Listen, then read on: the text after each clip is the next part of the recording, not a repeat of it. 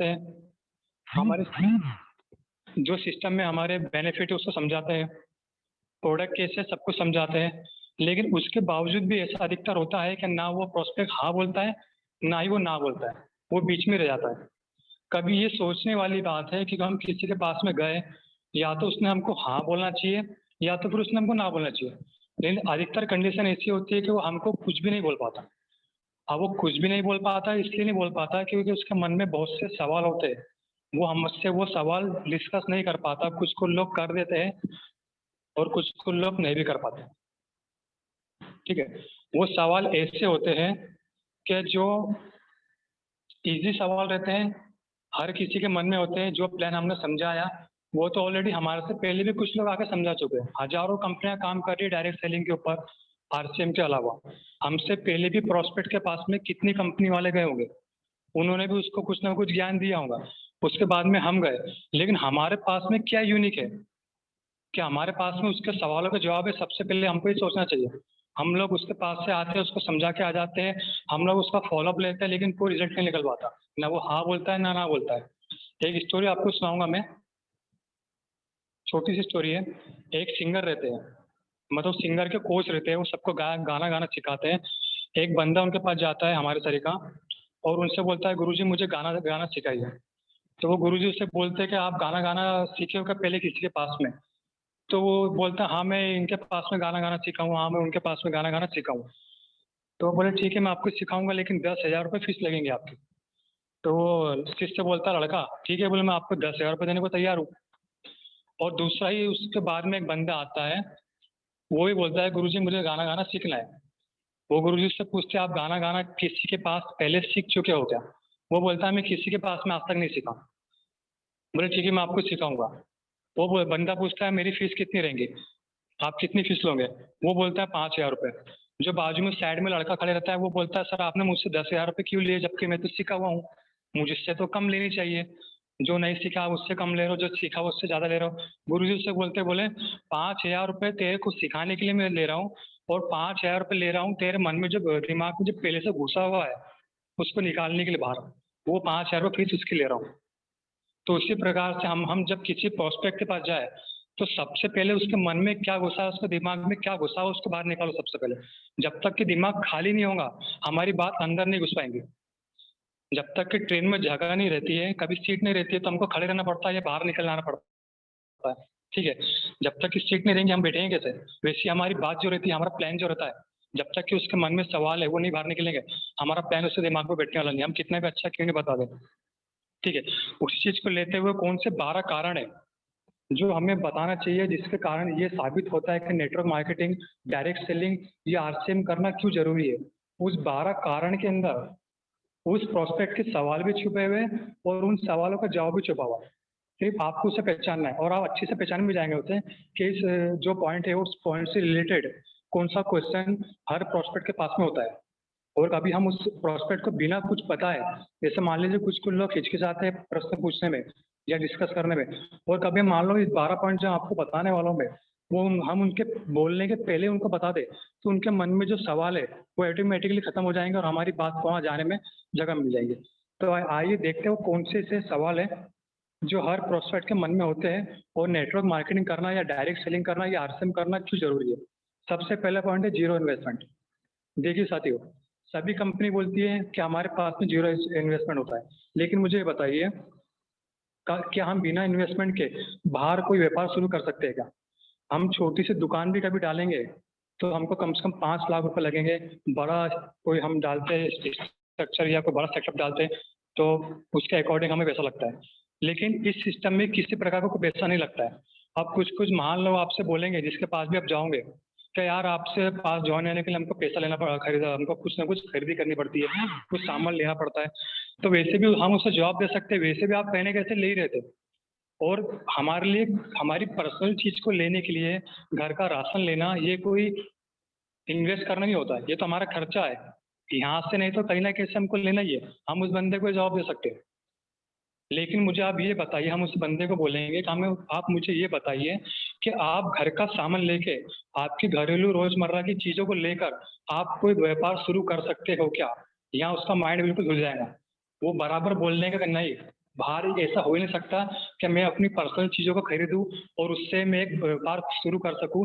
ऐसा बाहर नहीं होता है, ये सिर्फ आरसीएम के अंदर ही होता है कि आप आपकी पर्सनल चीज़ों को, आपकी रोज़मर्रा की चीज़ों को यूज़ करने के लिए लेंगे, आप उसे यूज़ करेंगे और उसी से आपका व्यापार शुरू हो जाएगा।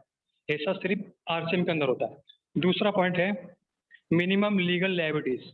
बहुत से लोगों के मन में प्रश्न होता है, जैसे हम उनके पास में जाते हैं, यार पता नहीं कौन कौन से डॉक्यूमेंट मांगेंगे, मेरे पास तो बैंक का खाता नहीं है, मेरे पास तो वो नहीं है, हजारों प्रकार के बहाने होते हैं। लेकिन बाहर मार्केट में कभी हम कोई दुकान डालते हैं तो सबसे पहले दुकान डालने के लिए, मान लीजिए दुकान है किराने की, तो आपको सबसे पहले नगर निगम में या नगर पालिका में रजिस्ट्रेशन करना पड़ेगा, शॉप का लाइसेंस लेना पड़ेगा। रजिस्ट्रेशन करने के बाद में, उसके बाद में किराना की दुकान है तो फूड लाइसेंस लेना पड़ेगा, और भी बहुत सारी कागजी कार्रवाई होती है जो आपको करनी पड़ती है। लेकिन आरसीएम सिस्टम में आपको कुछ भी कागजी कार्रवाई नहीं करनी पड़ती है।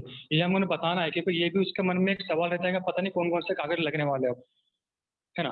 तो हमें उससे बताना है कि आपका सिर्फ कुछ नहीं लगने वाला है, आपके पास में पैन कार्ड है, आपके पास में आधार कार्ड है, आपके पास में बैंक की पासबुक है।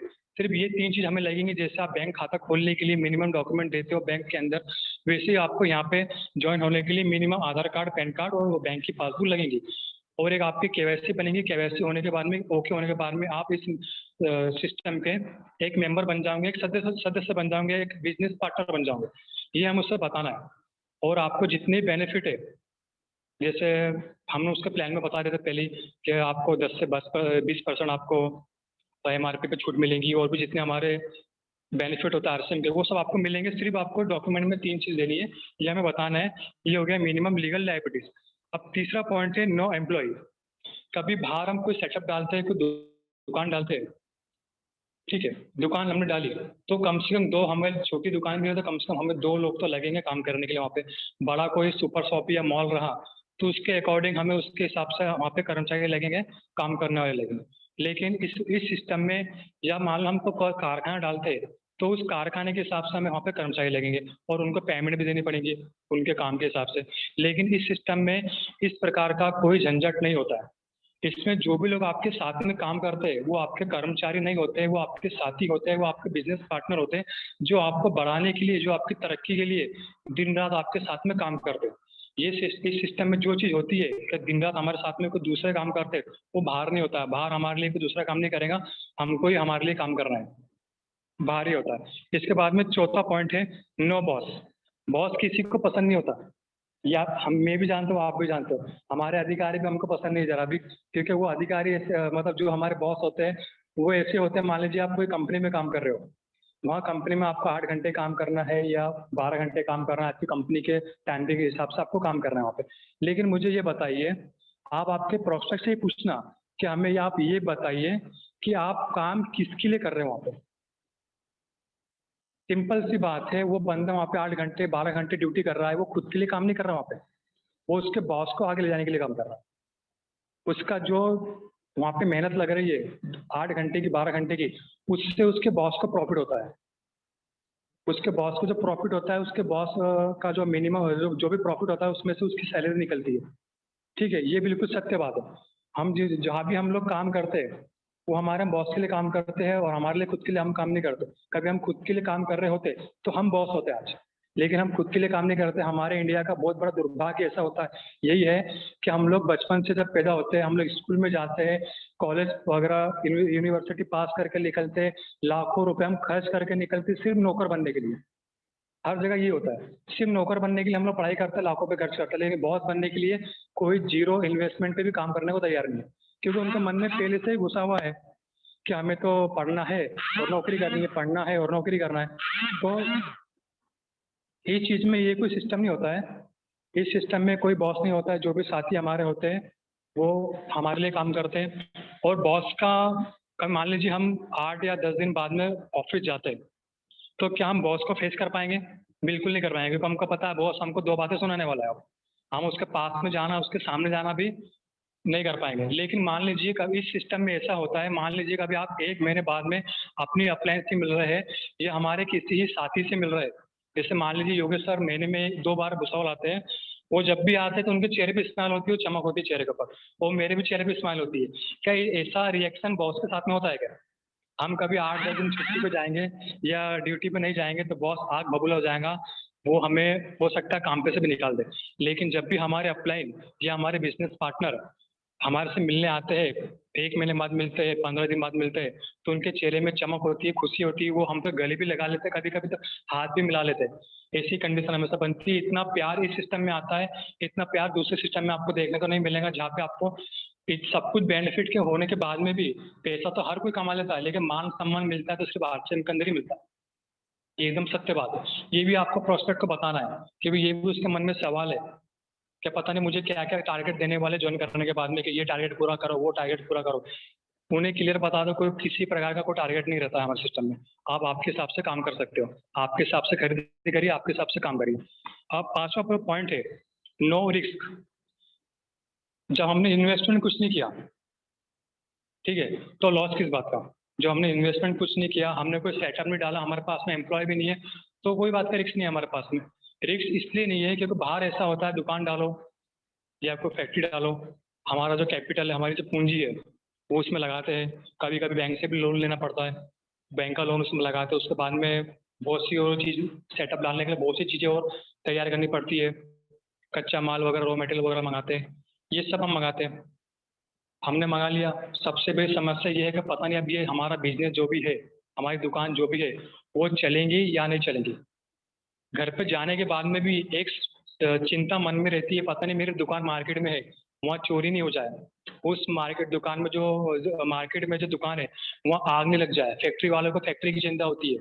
भले ही पैसा भी कमाते हैं, लेकिन सुकून की नींद वहाँ नहीं मिलती। ये होता है हर बिज़नेसमैन के साथ में। लेकिन आरसीएम में ऐसा नहीं होता। आप आपका काम करिए, चैन की नींद सोइए, 8 घंटे सोना है 8 घंटे सोइए, 6 घंटे सोना है 6 घंटे सोइए।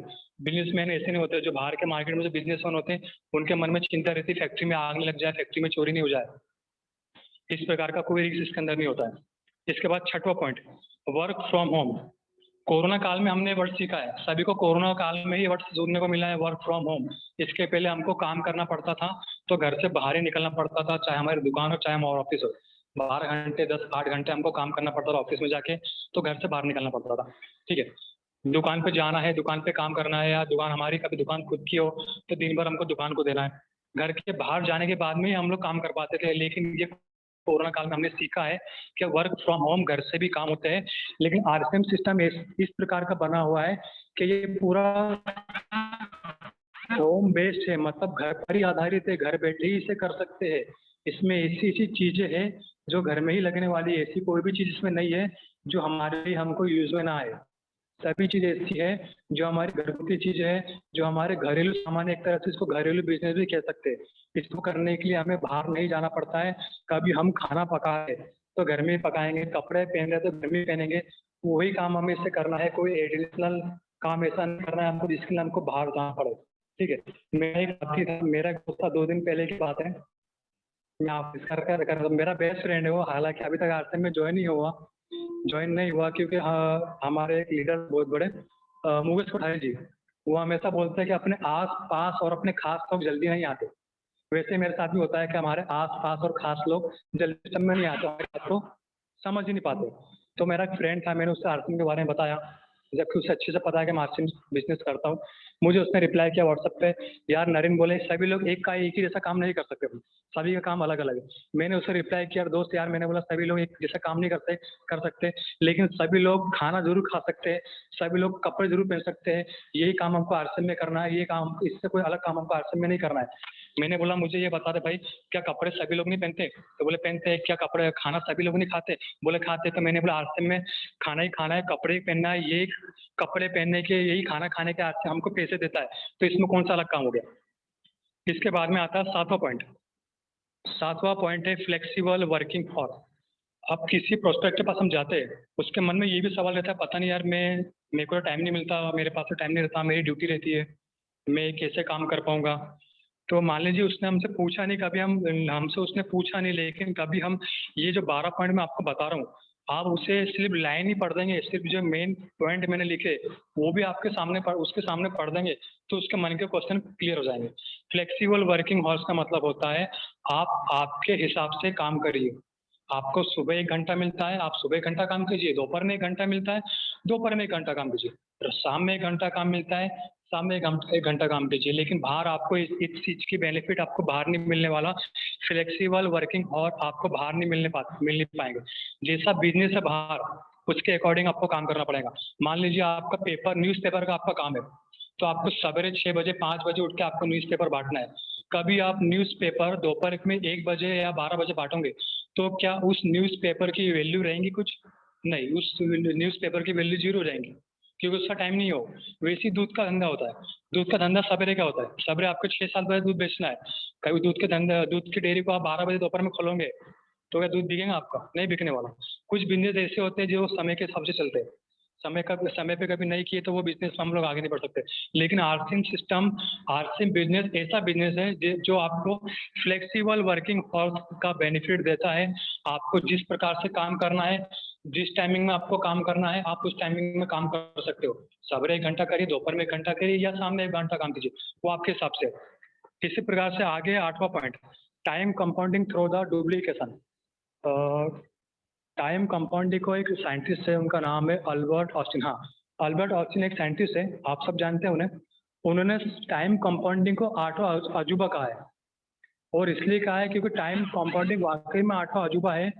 आज जो बड़े बड़े उद्योगपति है, जैसे हम लेते हैं अंबानी जी को, टाटा ग्रुप को लेते हैं, मुझे ये बताइए क्या ये लोग 24 घंटे काम करते हैं? नहीं, 24 घंटे काम नहीं करते। लेकिन इनका नेटवर्क बन चुका है पूरे इंडिया में। किसी किसी का तो बाहर भी बन चुका है। इनका पूरा नेटवर्क पूरे इंडिया में बन चुका है। कभी 1 घंटे भी कभी भुसावल में दुकान खुल रही है, जियो का ऑफिस कभी 1 घंटे के लिए भी भुसावल में ओपन हो रहा है, या खंडवा में ओपन हो रहा है जियो का ऑफिस, तो अंबानी जी के लिए काम हो रहा है वहाँ पे।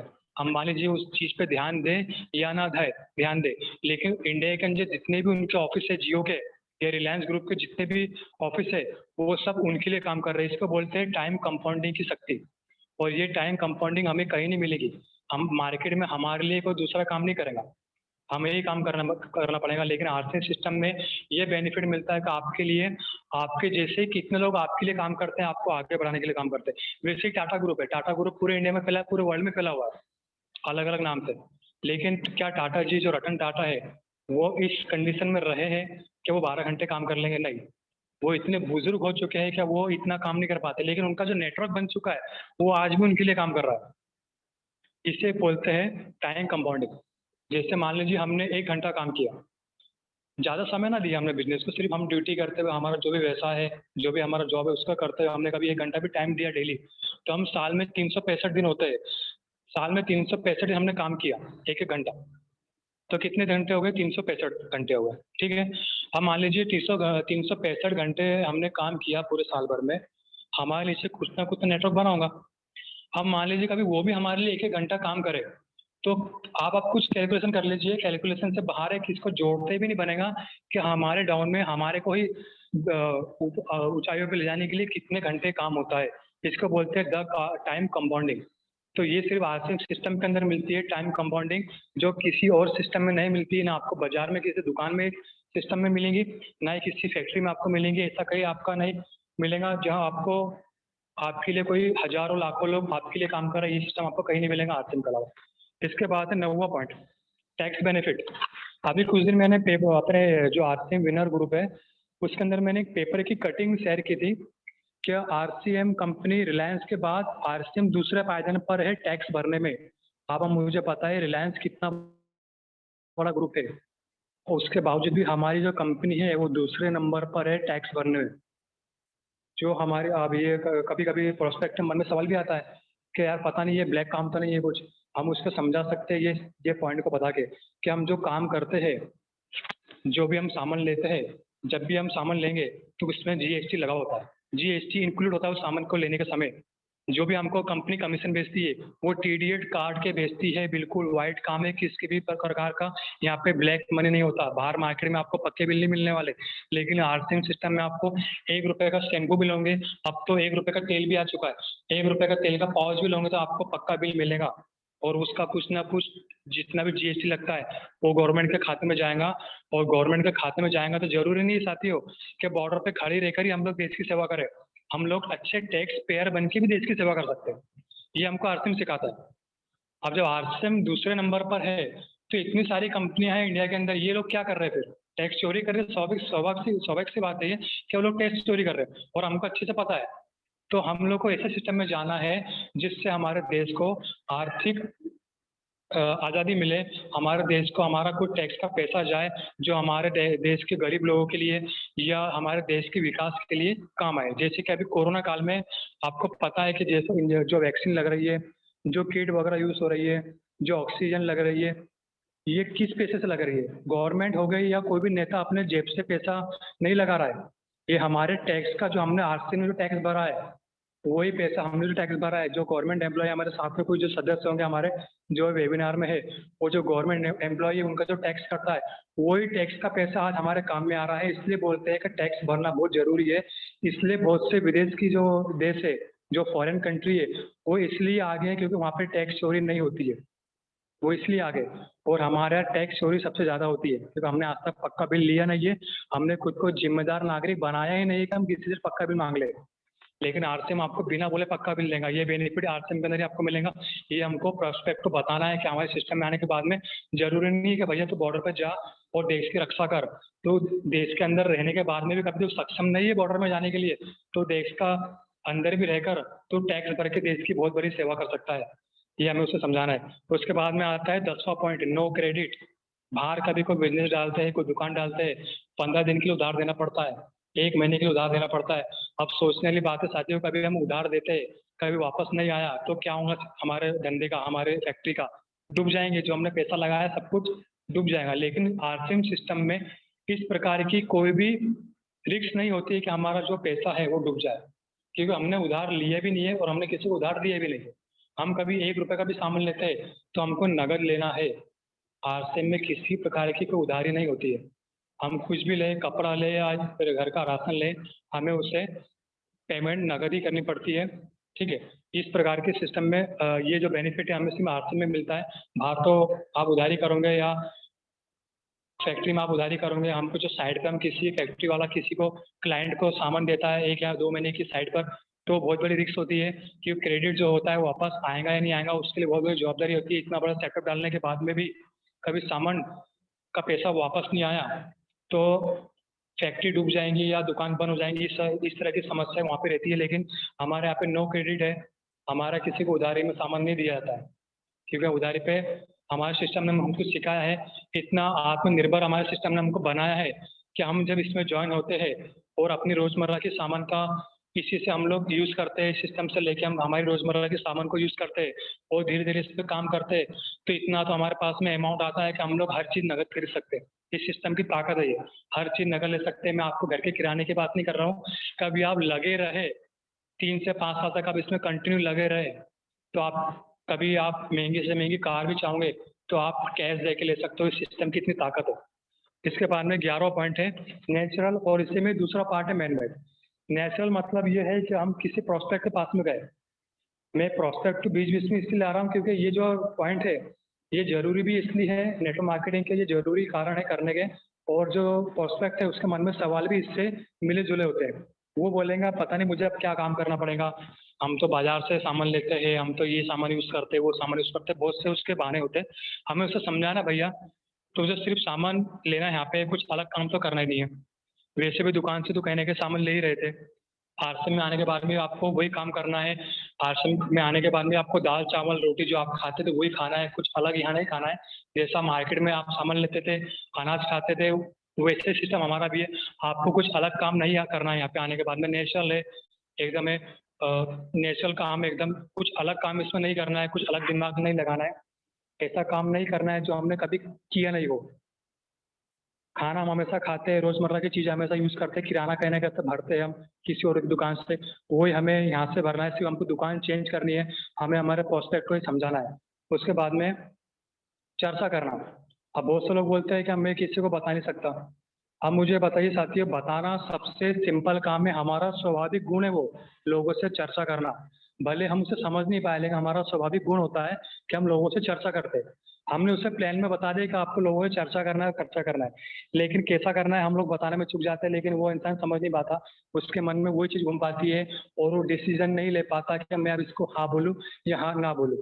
लेकिन हम उसे समझाना है कि भाई आपने जो मोबाइल लिया, आपने जो आपके घर में टीवी लगी हुई है, ये जब आप लेके आए थे तो आपने कितने लोगों को बताया था? कम से कम 2 लोगों को तो बताया होगा आजू बाजू वालों को कि भैया मैंने टीवी लेके आया, एलजी की है, सोनी की, जो भी कंपनी की है आपने लेके आया, तो आपने टीवी के बारे में किसी न किसी को बताया होगा।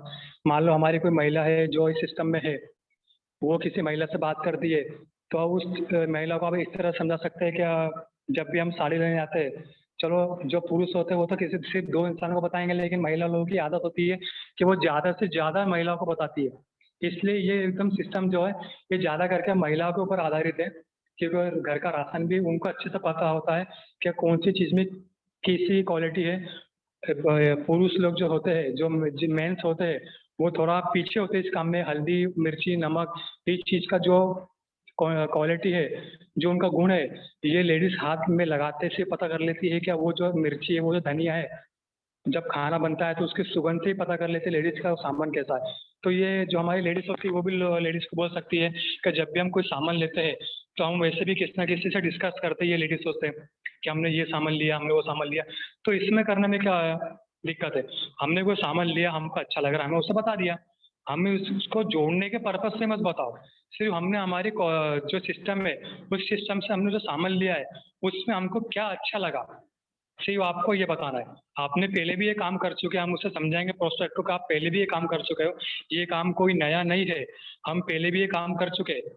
हम किसी की जो कंपनी का मोबाइल लेके आते हैं, हम किसी को बताते हैं कि यार मैंने सैमसंग का मोबाइल लिया, इतना अच्छा ये है, इतना अच्छा कैमरा है, रैम इतनी है, रोम इतनी है। जो भी उसके फीचर हैं हम उसे बताते हैं। वो बंदा जाता है, वही कंपनी का मोबाइल लेके आ जाता है, दुकान वाले को बेनिफिट हुआ, उस कंपनी को बेनिफिट हुआ, हमको क्या मिला यहाँ पे? कुछ नहीं मिला हमारे को। तो वैसे हमें उसे समझाना है कि हमें जो यहाँ पे काम करना है, कुछ अलग काम नहीं करना है। वही चीज़ हमको बतानी है, जो हम लोग खा रहे हैं, वो राशन के बारे में हमें डिस्कस करना है। जो हम पहन रहे हैं, वही कपड़े के बारे में हमको डिस्कस करना है। और ये कोई गलत काम नहीं है। टीवी का पर ऐड होता है, सबको पता है कि 99% ऐड जो होते हैं, वो झूठे होते हैं। वो हीरोइन जो है, जिसको इतने लोग मानते हैं कि वो बहुत बड़ी सेलिब्रिटी है, जब वो इतने नामचीन लोग हैं, तो झूठी ऐड क्यों कर रहे थे? पैसे के लिए कर रहे हैं। तो हमें हमें हमारी आँखें खोलना चाहिए। हम किसी को हमारे चीज़ सामान के बारे में बता रहे हैं, तो हमने यूज़ किया है इसलिए हम बता रहे हैं उसको। जो एक्टर लोग होते हैं वो तो खुद यूज़ भी नहीं करते, लेकिन फिर भी पैसा कमाने के लिए झूठ बोलते हैं। लेकिन हम किसी को बताते हैं तो हम खुद यूज़ करते हैं पहले, उसके बाद में हमको अच्छा लगता है तो हम उसे बताते हैं। तो हमें भी वही काम करना है, हमको झूठा विज्ञापन तो कर नहीं रहे उसके बारे में। तो हमें भी यही काम करना है कि हमें जो अच्छा लग रहा है उसके बारे में हमको बताना है। कोई अलग काम तो हमें करना नहीं है। इसमें दूसरा काम है मैन मेड। ये जो सिस्टम है, ये बिल्कुल पूरी तरह से मैन मेड है। ये ऐसा सिस्टम है जो आदमी के द्वारा आदमी को आगे बढ़ाने वाला सिस्टम है। ह्यूमन के द्वारा ह्यूमन को आगे बढ़ाने वाला सिस्टम है। बाहर ऐसे सिस्टम नहीं होते हैं जो एक दूसरे को बढ़ा आगे।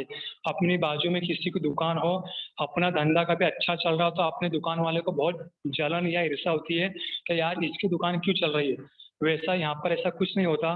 आप कभी कभी हो सकता है कि आप अपने अपलायंस से या अपने साथी से, जो आपके सिमिलर साथी है, उनसे कभी कुछ बातों में आप आगे भी चले गए हो, तो आपका अपलाइन आपसे ईर्ष्या नहीं करेगा, आपसे नफरत नहीं करेगा। उल्टा आपका अपलाइन आपसे खुश होएगा कि देखो मेरे डाउन का बंदा आज मुझसे भी अच्छे लेवल पर है।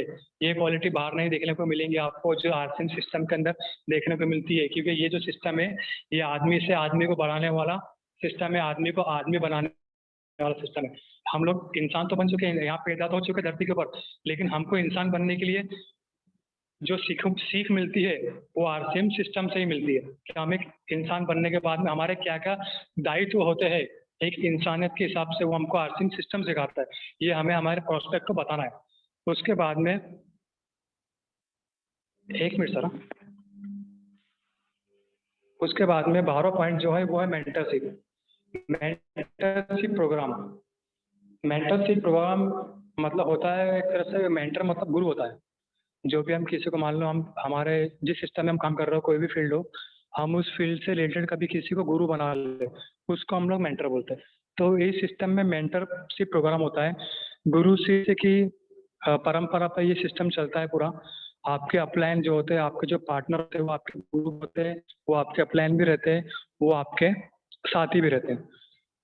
बाहर जो भी, मान लीजिए आपकी केमिस्ट की दुकान है, मेडिकल की आपकी शॉप है, और आपने मेडिकल की शॉप नई नई खोली, किसी मेडिकल वाले के पास में गए, उससे आपने कहा कि आप मुझे को आगे दुकान को बढ़ाने के लिए आप मुझे कुछ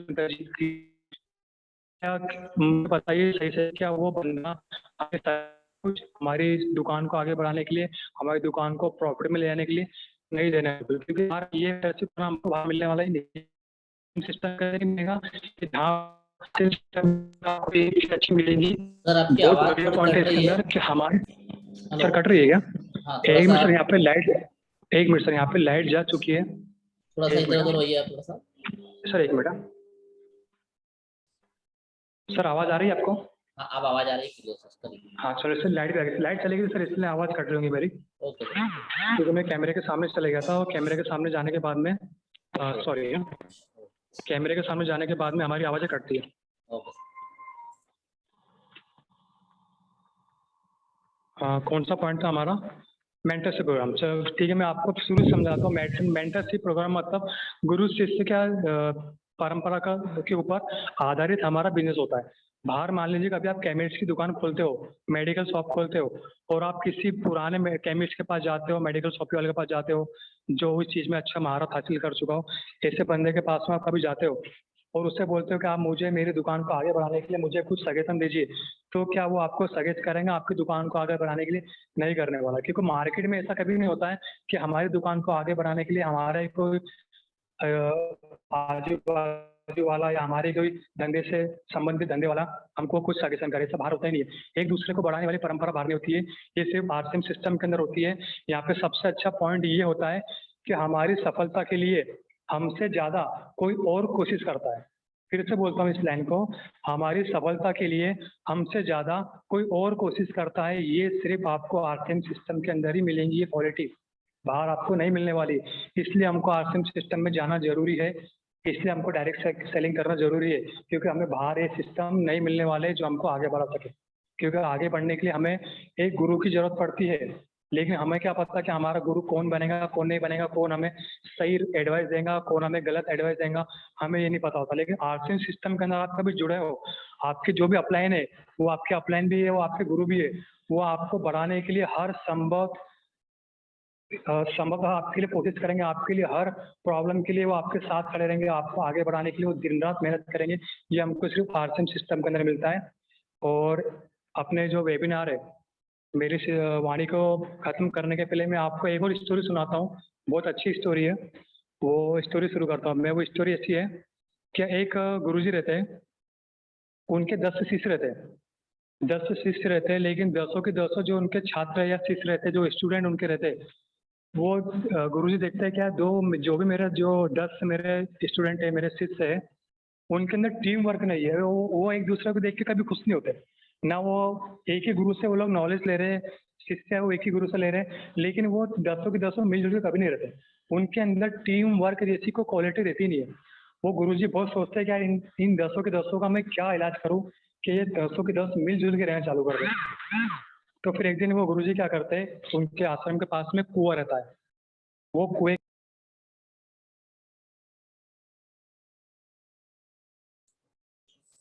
सर आपकी आवाज थोड़ा सा म्यूट हो गई है।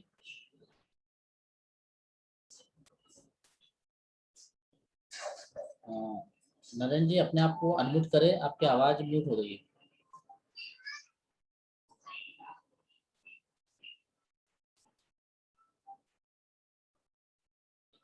इसको स्टॉप कर सकते हैं आप, शेयरिंग को स्टॉप शेयरिंग करेंगे तो बंद हो जाएगा। ये लिखा है stop sharing. Okay sir, okay sir continue. हाँ सर, अनम्यूट हो चुका हूँ मैं। सर एक बात मुझे बोलना है, क्या मैं कब से म्यूट हूँ मुझे बता दीजिए, मैं वापस रिपीट करता हूँ उसको। हेलो हाँ सर आ रही है आवाज। सर, मैं कब से म्यूट हूँ मुझे बता दीजिए, मैं उसको वापस रिपीट करता हूँ। नहीं नहीं अभी जस्ट हुए थे आप अभी कंटिन्यू। जस्ट हो गया, ठीक है सर। हाँ कहानी मतलब आप। फिर से स्टोरी बोलता हूँ मैं। ओके। एक गुरुजी रहते हैं और उनके 10 शिष्य रहते हैं, मतलब 10 स्टूडेंट रहते हैं उनके। लेकिन जो दसों के दसों जो स्टूडेंट रहते हैं ना, उनमें आपसी जो मेलजोल होता है वो उनके अंदर नहीं रहता है। वो गुरुजी सोचते हैं कि यार मैं इनको सिखा रहा हूँ, मैं इनका अकेला गुरुजी हूँ, लेकिन दसों के दसों के अंदर कुछ भी टीम वर्क जैसी क्वालिटी नहीं है। ये 10 के 10 मिलजुल के कभी नहीं रहते हैं, ये एक दूसरे से हमेशा चिढ़ते हैं, एक दूसरे की ईर्ष्या करते हैं। ऐसा मैं क्या करूँ कि दसों के 10 जो मेरे शिष्य है ये मिलजुल के रहना चालू कर देते। तो एक दिन गुरुजी के मन में एक अच्छा सुझाव आता है। एक उनके आश्रम के पास में कुआं रहता है, वो कुएं के अंदर वो क्या करते हैं, कढ़ाई रहती है बड़ी सारी, उसके अंदर कुछ खाना बनाते, शायद हो सकता है खिचड़ी बनाते होंगे। वो खिचड़ी बांध के वो दोनों तरफ से रस्सी से, कढ़ाई के बाजू में दोनों तरफ बांधने का आता है, रस्सी पकड़ने का, तो उस रस्सी से दोनों तरफ से वो कढ़ाई को बांध के रस्सी को कुएं के बीच में लटका रहते हैं, ऊपर साइड में, मतलब ताकि वो उनका हाथ मुड़ जाए वहाँ पे। और दसों के दस जो शिष्य रहते हैं, उनके पास में बड़े बड़े चम्मच, आपको पता होगा पुराने जमाने में लकड़ी के बड़े बड़े चम्मच मिलते थे, वो बड़े बड़े 10-10 फीट के चम्मच उनके हाथ में दे रहे थे, और उनको बोलते हैं दसों के दस को कि आप इससे खाना खा के दिखाओ, आपको खाना खाना है, आपको आपका जहाँ से आपने चम्मच पकड़ा है, आपको चम्मच वही पकड़ के रखना है, आपको चम्मच को पास में नहीं लेके जाना है, आपको सिर्फ कढ़ाई में से खाना खाना है, और अपने हाथ से आपको खाना खिलाना है या खाना है।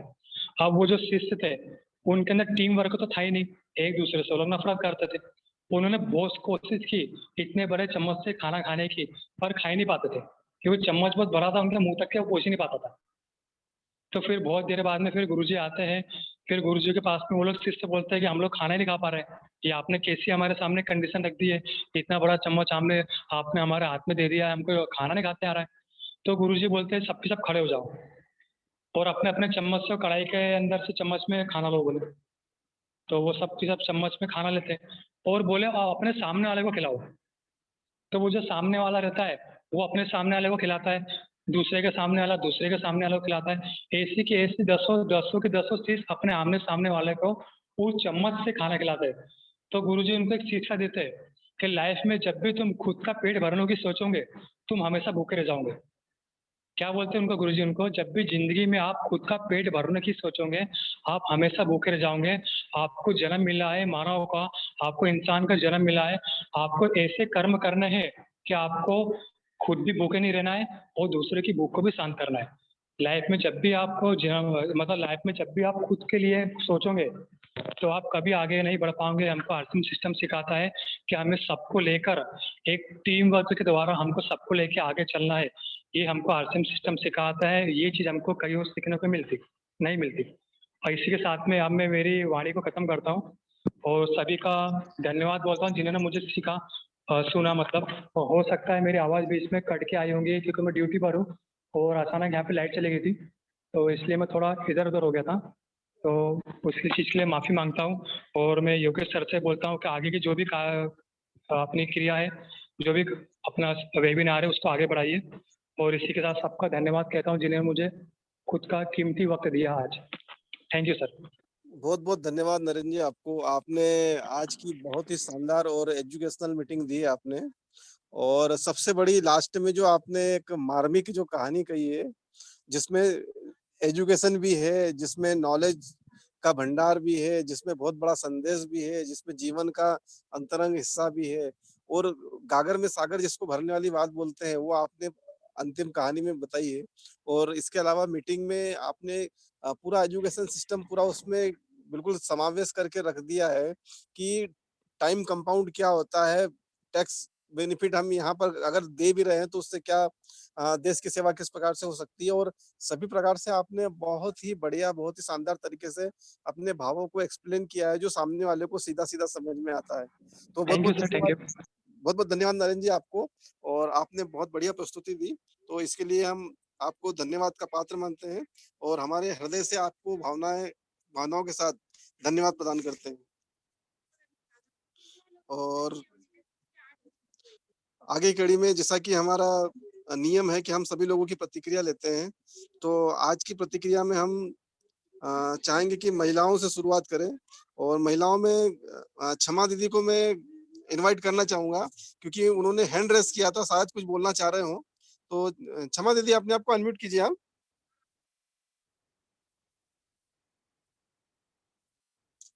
क्षमा सिंजोनिया जी मैडम।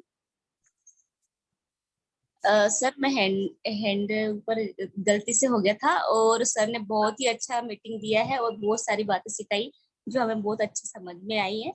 और जिन्होंने लास्ट में जो कहानी बताई है वो भी बहुत अच्छी थी, और सर ने बहुत अच्छे नॉलेज के साथ हमें मीटिंग दी है, हमें बहुत अच्छा लगा। बस यही कहना चाहती बहुत बहुत जय बहुत बहुत धन्यवाद दीदी, बहुत बहुत धन्यवाद।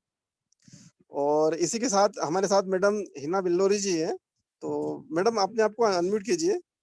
हिना बिल्लोरी जी। आवाज आ रही है सर? हाँ मैडम, आवाज आ रही है आपकी। जय RCM all of you. Sir मैं कहना चाहूंगी कि आज का जो वेबिनार था उसमें जो सर ने 12 पॉइंट्स बताए, उसमें छोटी छोटी से लेके सारे पॉइंट्स कवर किए उन्होंने कि आरसीएम के लिए ये 12 पॉइंट्स क्यों जरूरी है। मुझे बहुत अच्छा लगा आज का वेबिनार और बहुत सारी चीजें सीखने को मिली। बस इतना ही कहना चाहूंगी। जय आरसीएम। बहुत बहुत धन्यवाद। आपका फीडबैक जो था उसमें ये समझ में आता है कि आपने बहुत बारीकी से उस चीज को समझा जिसको आपने एक्सप्लेन किया। बहुत बहुत धन्यवाद। Thank you sir. ओके, और आगे की कड़ी में हम लेंगे एनआर मैडम रेणुका सपकाड़े जी। मैडम अपने आप को अनम्यूट कीजिए आप। रेणुका सपकाड़े जी मैम।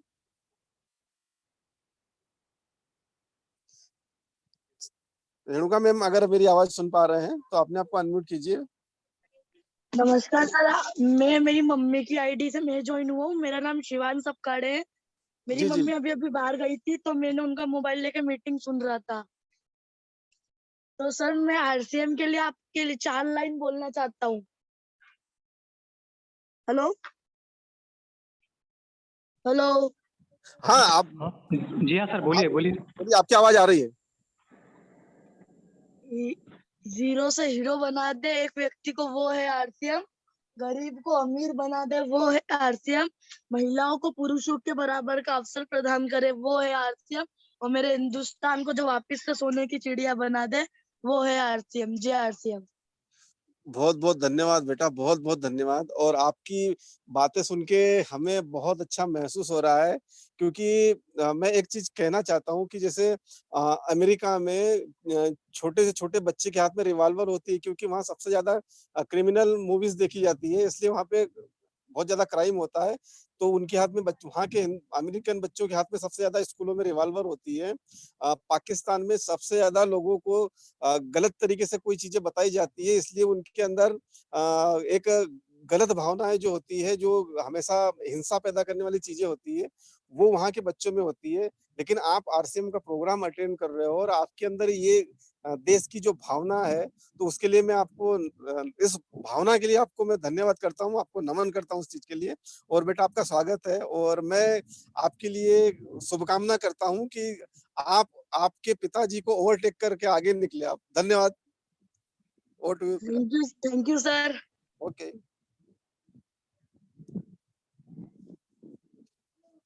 और इसी कड़ी में आगे हमारे साथ में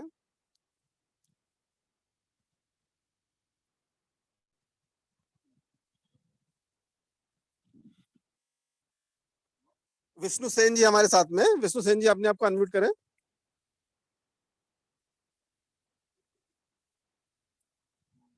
विष्णु सेन जी मेरी आवाज सुन पा रहे हैं?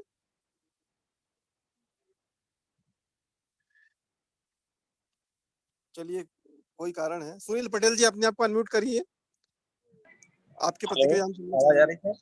जी आ रही है। जय आरसीएम सभी गुरुजनों को। जय हरसिंह। सर आज की मीटिंग